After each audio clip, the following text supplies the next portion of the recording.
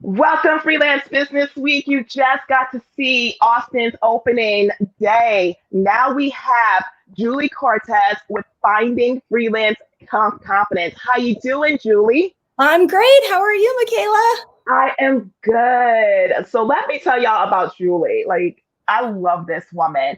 Julie is an award-winning freelance advertising, marketing copywriter, and proofreader. She's the founder of the Freelance Exchange of Kansas City and teaches Freelance 101. Girl, y'all, she teaches at the Kansas City Arts Institute. She's a public speaker, a business coach. She's living out her passion, helping others become successful freelancers. The floor is yours, Julie. I'm so excited to be hearing you. Y'all, get ready. Thanks so much, Michaela. Hello, Freelance Business Week. Welcome to Finding Freelance Confidence. I am so excited to be here. So let me ask you a quick question. Have you ever had a client tell you something like they're not going to pay you until they get paid by their clients? Yeah, unfortunately, this happens, and more often than I'd like to admit.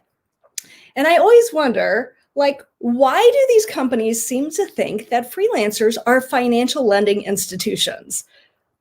I didn't get that memo. Did you get that memo?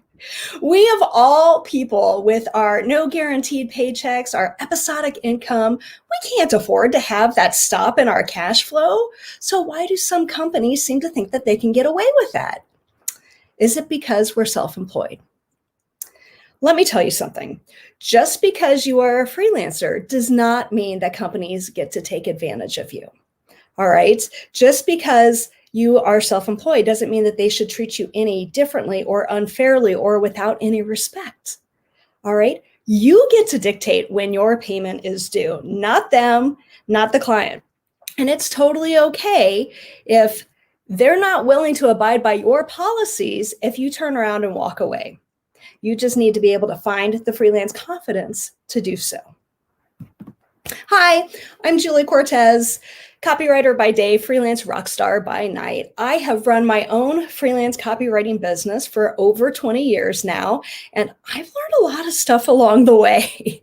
About 5 years into my career, I noticed that there was a void for freelancers, a void in community and education, and even respect for the self-employed. And funny enough, I've kind of made it my life's mission to rectify that. And so I went and I started an organization, like Michaela said. It's called the Freelance Exchange of Kansas City. And in this, we cater to anybody who is self-employed in advertising and marketing and growing their business even beyond. We offer continuing education, social opportunities, networking, promotional opportunities. It's really become this beautiful collective of creative talents. By default, we've also become like the city's go-to free resource to find freelance talent. So area agencies, large corporations, small businesses all come to our website to find the talent that they're looking for. And along the way, I just kind of realized, you know what, everything that we're doing with the Freelance Exchange needs to be taught in school. And I approached the local Kansas City Art Institute. And next thing you know, I'm creating my own course, Freelancing 101. I teach as an adjunct professor there, and I absolutely love it. I love getting into the classroom and teaching these young artists how to run a business. Because I don't know about you, but I did not learn that when I was in school. And then a funny thing happened, and so many of my professional peers were like, Julie, I would love to take your class. Well, that's fantastic. I would love for you to take my class. However, you have to enroll, you have to pay, you have to go back to school. Well, nobody wants to do that at this age, right? So I was like, hey, Cortez, light bulb moment. Why don't you offer these same services and open up a coaching arm to your business? So I did. And lo and behold, here I am coaching my fellow freelancers, not only how to start a business, but also perhaps if they're struggling, like how to kickstart their businesses as well. And now I'm taking over public, stages now and doing professional speaking. And my journey has had all sorts of twists and turns in it, but I've got to say, I absolutely love it. I am nowhere at all where I thought I'd be, but I'm everywhere where I'm supposed to be. All right, so enough about me. Let's talk about you and how I can impart this freelance confidence onto you. Okay, so first off, let's just start with, you don't know what you don't know, right? When it comes to freelancing, so many of us go into it blind, not knowing what it is that we need to know, what to expect, what to be prepared for. And that in turn can leave us lacking in the confidence department, right? If you don't know everything that it is that you're supposed to know, you're not going to have the confidence to go with it. So, like I was mentioning before, think about it. When you went to school, did you take business classes? Chances are you didn't. So many of us went to school to study a creative craft, whether it was writing or design or photography, and we didn't take business classes. They either weren't required or we didn't think we would ever need them, and we were wrong. Whether by choice or by default, we end up out on our own and not knowing what to do. We know our craft. We were taught that. We know how to do our craft really well. We don't necessarily know how to run a business or how to promote ourselves or the financial part. There's so many things. Even like how do you deal with a difficult client? Nobody teaches you that. And that would be really helpful. It would be really handy to have. So, not having the right tools, not having the right skills or the training can really do a number on your confidence. So what is the solution? I'm here to tell you it's training. The more educated you are, the better off you'll be. And quite honestly, collectively as a whole, freelancers nationwide, worldwide, will be better off if you, me, and everybody else is trained in how to do this, because it sets the standard for what we're doing, for our industry, for the freelance workforce.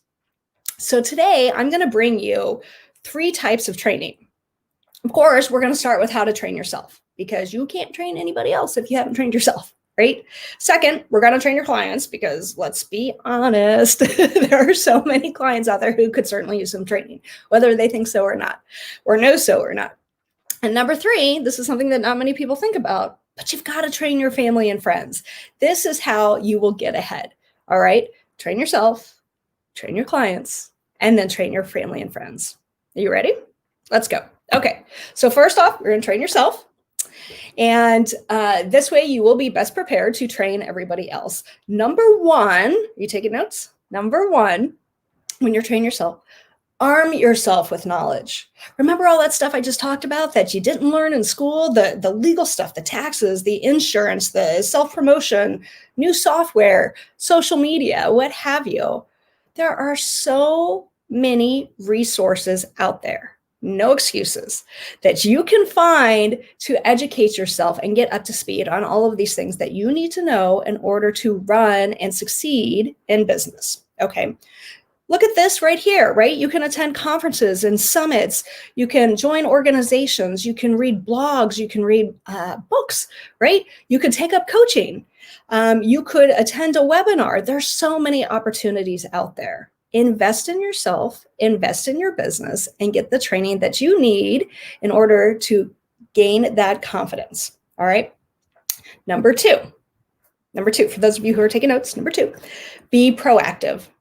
Put systems in place, all right, such as establishing policies and procedures. And, here's a great example. That example I gave at the very beginning where, a client says they're not going to pay you until they get paid. No, that's not the way it works. And this is one of the many reasons why we have something called a contract. All right. Do you have a contract? I'm telling you, you will have a contract. Absolutely. Every single freelancer should have a contract or a working agreement, whatever you want to call it, something that is in writing that spells out all of the expectations. All right. It's supposed to be protective for both you and the client. But honestly, let's be real. If you're the one who's giving the client, it's probably going to favor you a little bit more. But that's okay. This is what we call business, right? So you get this client who doesn't pay, but or doesn't pay in a timely manner, but you have legal recourse now because you have everything in writing. Yay, you did your homework. That's amazing. All right. contracts are amazing. They will tell you, they'll tell the client, okay, like when your payment terms are, what happens if they don't pay, what happens if they're late. It spells out all of these things, such as, oh, did you know you can charge a late fee if somebody is late in paying you?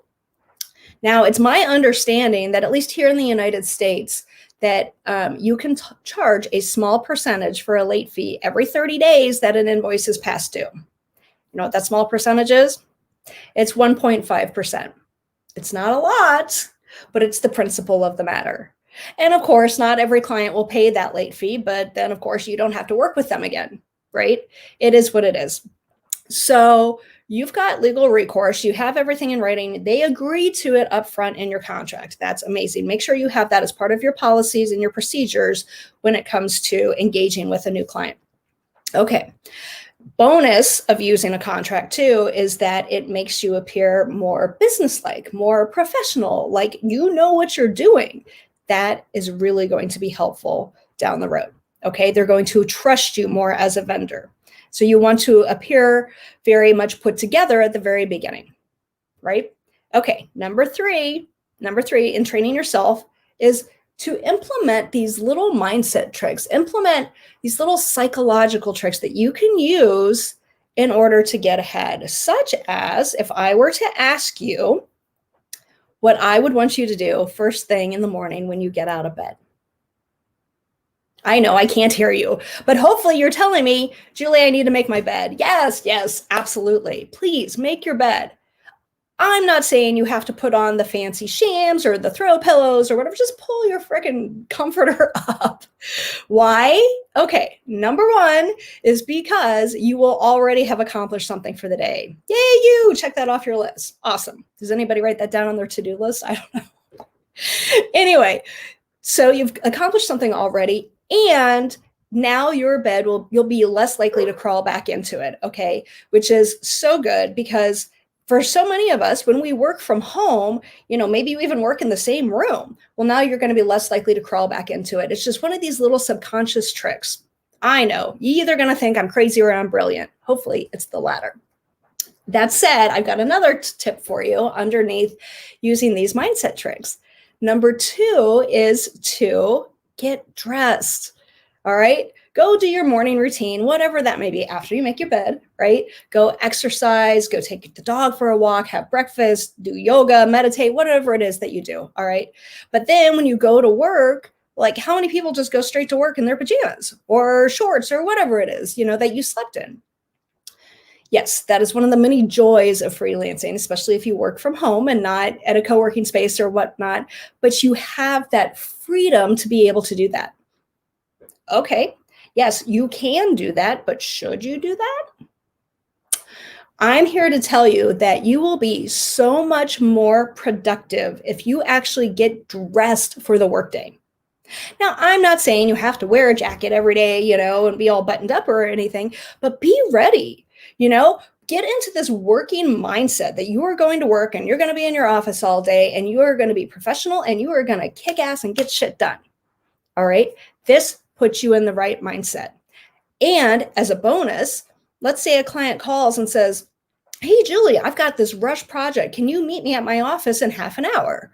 I can say yes, because I'm not sitting here in my jammies with no makeup on, no hair washed, right? I'm ready to go. And especially if their office is downtown, that's going to take me half an hour to get to anyway. So be ready at all times. All right. Make your bed, get dressed. And then one other tip that you might want to try is getting out of the house or your studio or your office at least once a day. Go get some fresh air, get some vitamin D, go for a walk. I know there's not a lot of things you can do right now during the pandemic. However, just try and do something, to get out of the office. Go be social with the world. Again, we're a little limited right now, but you can go to the post office. You can go to the office supply store, you know, get out of the house at least once a day. All right. That's going to help, you know, boost your mindset and just kind of give you a refresher, get you back into the office and keep focusing on what it is you need to do. Okay. Last but not least, under training yourself is to set office hours. You need to have office hours for your business. Now, I don't care what they are. I don't care if it's 8 to 5, noon to 6, 2 to 4, whatever. Maybe you're a part-time freelancer, a moonlighter, but set those office hours for yourself so you know when it is that you're supposed to be working. And then during those office hours, make sure you're working. All right. Make sure you're working on your business.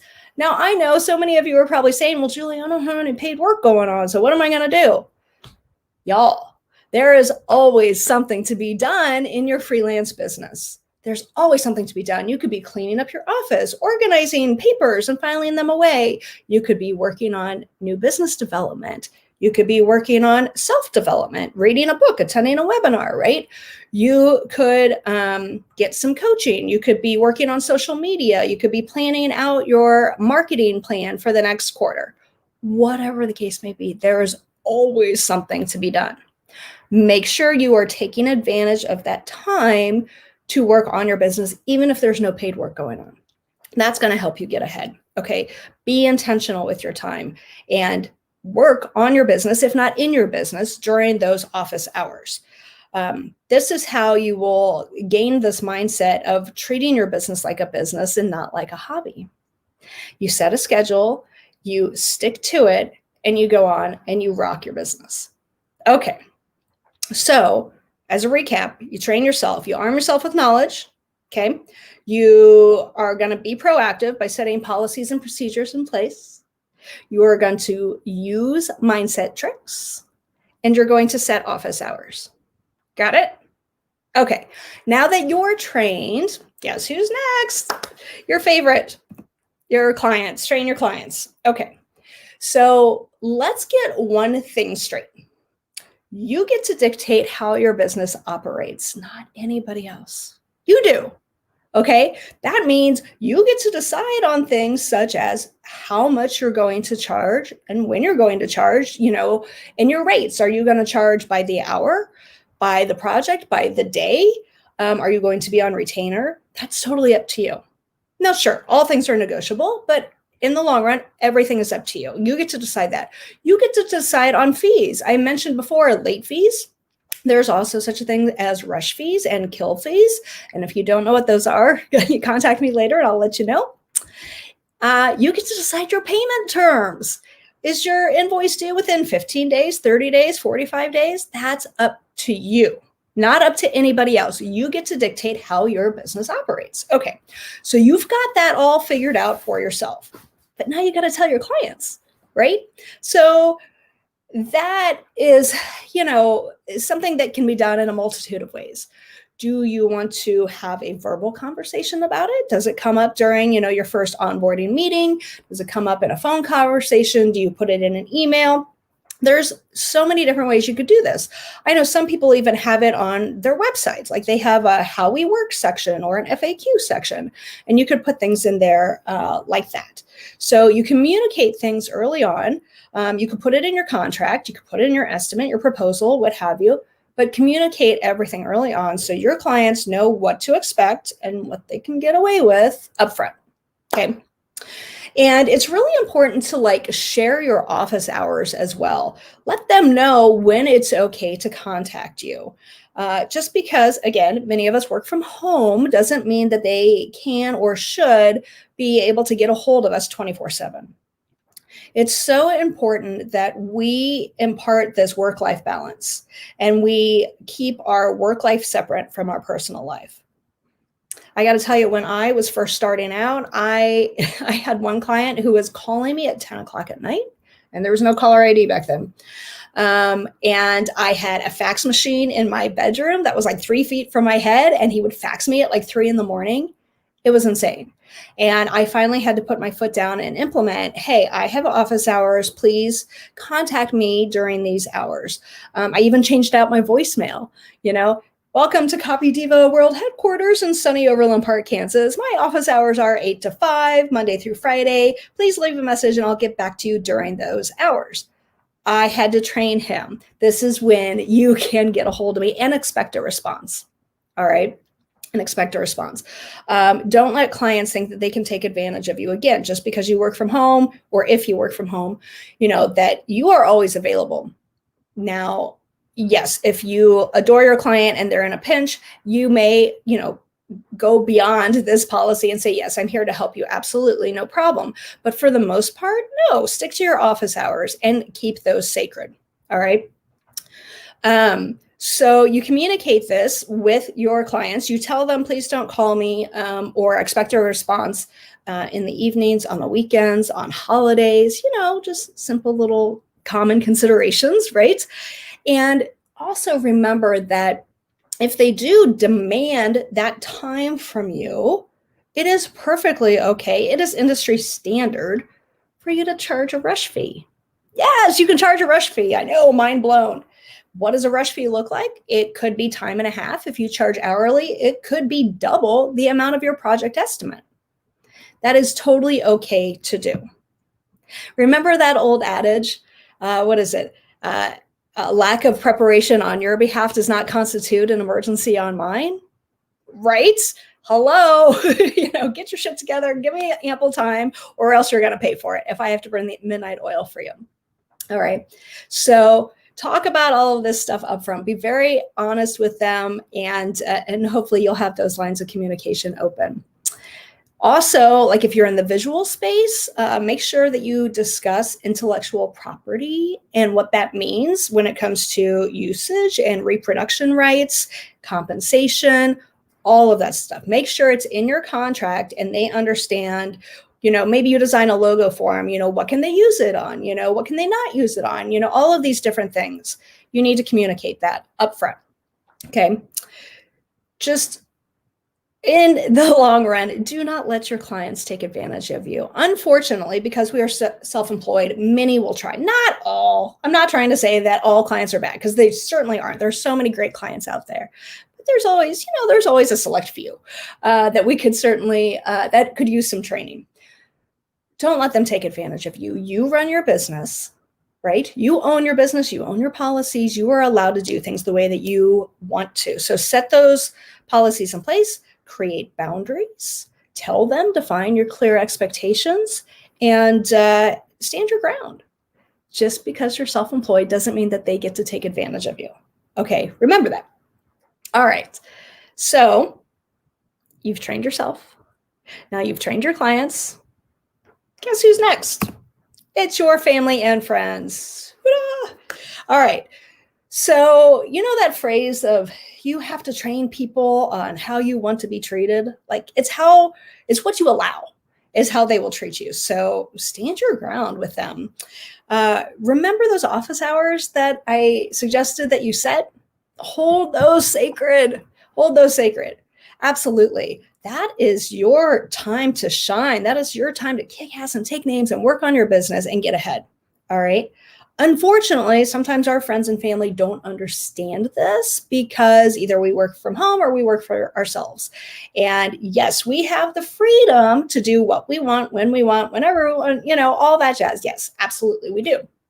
Again, doesn't mean we should be doing that if we want to be serious, if we want to get ahead in our business, in our freelance business. So, for example, I don't know about you, but my mom loves to call and just chit chat. It doesn't matter what time of day it is.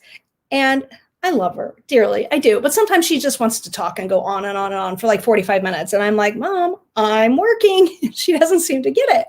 And I've asked her to call me, like during lunch or after hours. And it has taken many, many years to train her. But I finally, and thank goodness for caller ID, but I don't answer the phone anymore unless she calls me during lunch or after hours. Because unless it's an emergency, really, I don't need to take the phone call right now. Same thing goes for your friends. Same thing with texts or social media messages or emails or whatever the case may be. It can wait. If you want to get ahead, focus on your business, hold those office hours sacred. What about, if you have a friend who calls you up and is like, hey, Julie, it's absolutely beautiful outside. Yes, it is. Let's, cut out early and let's go get margaritas and sit on a patio somewhere. Wow. That sounds amazing right about now. Can I do it? I can. Do I want to? I do. Should I? No. Right? So my suggestion is instead, don't tell them no altogether, but say, hey, that sounds amazing. I would love to join you on a patio for margaritas. Can we do it after 5? Can we do it after my office hours? Because I need to focus, man. And I tell my friends this, I joke a lot. I was like, man, my boss is a real bitch. She's making me work till 5 today. Who's your boss? It's me, right? So just keep that in mind. I used to have one friend who would do this probably weekly. Let's go cut out. And I would go every once in a while, but he wanted to go like all the time. And I'm like, that's not happening. I can't do that. I have to be serious. I have to focus on my business. Now, I'm not saying every once in a blue moon, you can't go. Absolutely, you can go, but don't make it a habit, and don't train your friends that that's okay for you to do all the time. Okay. So you train your people, you train your friends, you train your family. Ask people to leave you alone unless it's an emergency. And this can get tricky if there are others like in the house or the apartment or studio where you're working.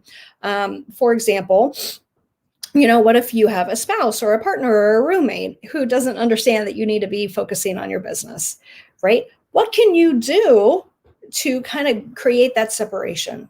You can shut your office door. You can put up a little do not disturb sign. You can have a conversation with them. Please don't interrupt me unless it's an emergency. All of these things.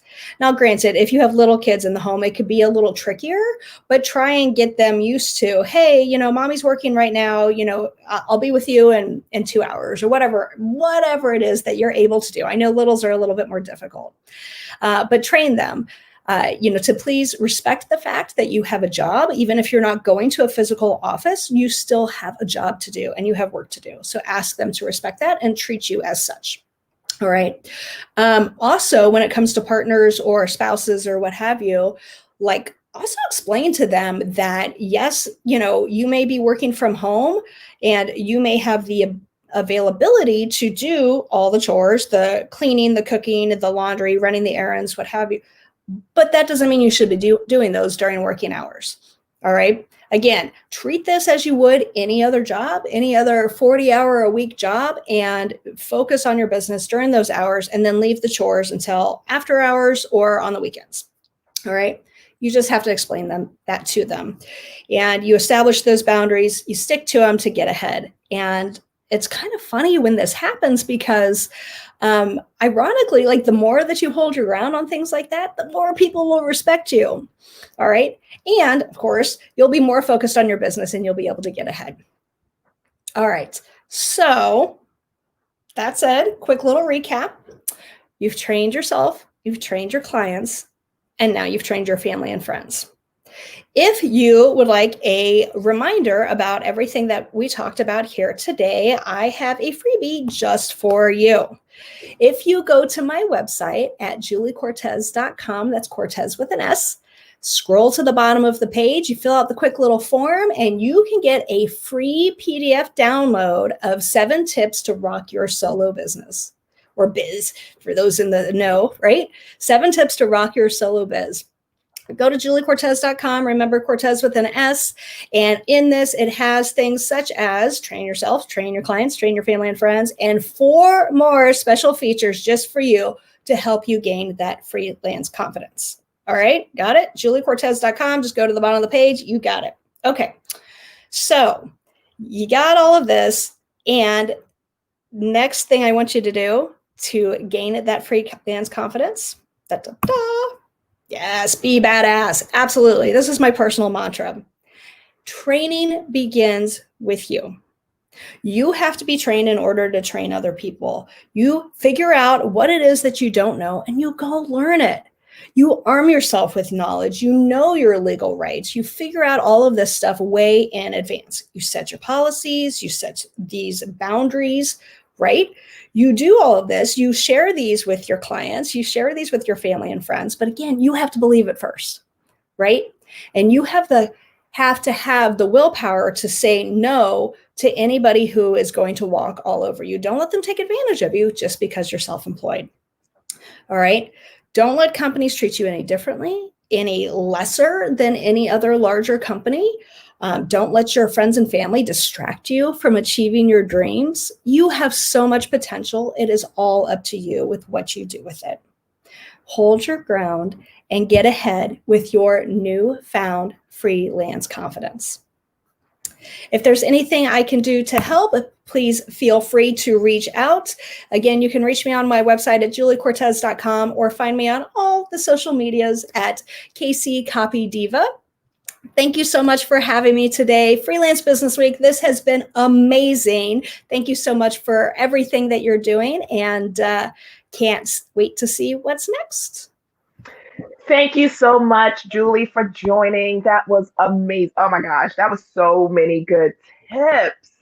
I love it. Things I need to incorporate into my own business, and especially those boundaries. I really need to incorporate those boundaries into my own business, because you're right. Mom wants a call at any time and expects you to talk. So thank you again. I know that we have already started another speaker right now, but thank you for everyone who stayed. Appreciate it. And definitely look Julie up. Contact her, Julie Cortez with an S.com. Reach out. Thank you again. Have a good one.